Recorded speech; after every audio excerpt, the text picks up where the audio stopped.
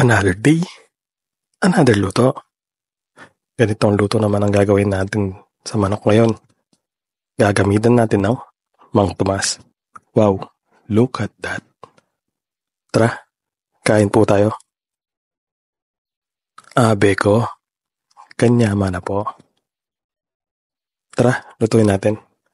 Bali nagpainit na ako ng pan. Nilagyan ko ng mantika. Nilagay ko na rin yung sibuyas. Sinunod ko yung bawang. Gisa-gisa ng konti. Lagay na yung manok. Gisa-gisa uli.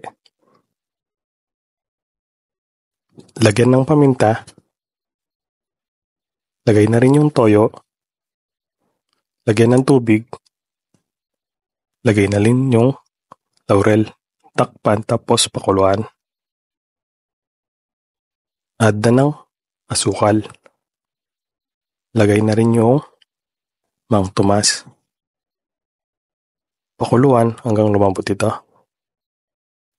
Lagyan na ng suka pang final touch. O bukas po uli. Follow for more.